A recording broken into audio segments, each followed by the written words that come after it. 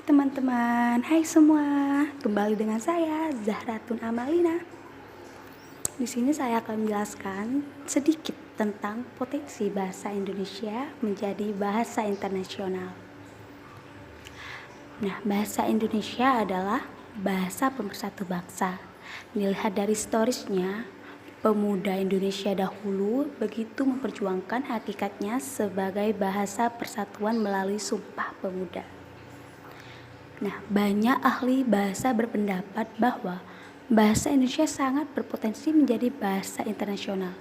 Bahkan, Collins telah menunjukkan betapa potensialnya bahasa Indonesia menjadi bahasa internasional dilihat dari sejarahnya. Di samping itu, saat ini sudah banyak ahli atau komunitas sarjana dari mancanegara yang mengkhususkan diri mempelajari bahasa Indonesia. Selain itu, kepotensialan bahasa Indonesia menjadi bahasa internasional dapat dilihat dari beberapa faktor yang mendukung dan atau yang mempengaruhinya, yaitu faktor ekstra bahasa dan faktor ekstra bahasa. Saya akan menjelaskan sedikit tentang faktor intra bahasa. Faktor intra bahasa antara lain meliputi sistem bahasa. Sistem bahasa Indonesia dapat dikatakan sudah mapan, artinya beberapa aspek yang terkait dengan bahasa Indonesia sudah diatur dan sudah dibakukan. Bahasa Indonesia telah memiliki sistem ejaan yang mapan, yakni dengan diberlakukannya ejaan bahasa Indonesia yang disempurnakan, yang terkenal dengan singkatan EYD. Penulisan ejaan bahasa Indonesia tidak menggunakan salah satu huruf daerah yang ada di Indonesia. Penulisannya menggunakan huruf Latin yang sudah digunakan secara internasional. Hal itu memungkinkan bahasa Indonesia mudah dipelajari karena lafal sesuai dengan lambang hurufnya. Bahasa Indonesia juga relatif mudah beradaptasi dengan istilah asing dengan melakukan penyerapan, termasuk istilah bahasa Inggris yang banyak diserap menjadi bahasa Indonesia. Yang kedua, faktor ekstra bahasa. Faktor ekstra bahasa dapat digolongkan ke dalam dua kelompok, yakni faktor yang dapat memengaruhi secara langsung dan faktor yang dapat memengaruhi secara tidak langsung. Faktor ekstra bahasa yang dapat memengaruhi secara langsung adalah jumlah penutur bahasa Indonesia dan sikap penutur bahasa Indonesia.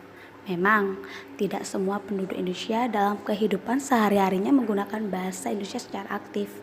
Tetapi, hampir semua penduduk Indonesia mengerti bahasa Indonesia kan? Yang kedua, ekstra bahasa yang dapat memengaruhi secara tidak langsung. Antara lain adalah daya tarik kekayaan alam dan budaya Indonesia. Kekayaan alam Indonesia yang sangat melimpah merupakan daya tarik bagi orang luar mancanegara. Hal itu dapat berdampak pada banyak orang asing yang ingin mempelajari bahasa Indonesia. Keanekaragaman budaya Indonesia telah menjadi daya pikat yang luar biasa bagi turis asing untuk datang dan menyaksikan berbagai budaya Indonesia.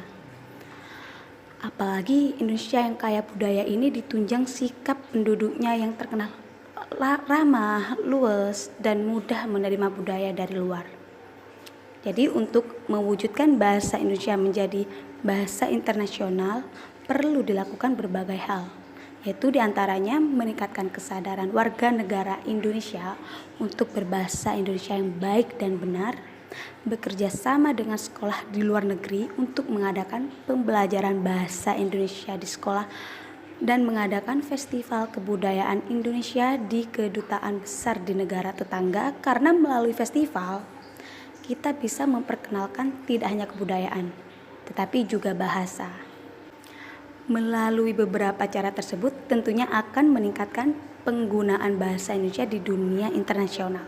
Tentunya dibutuhkan peran kita sebagai warga negara Indonesia untuk mewujudkan penggunaan bahasa Indonesia menjadi bahasa internasional. Sekian sedikit penjelasan dari saya.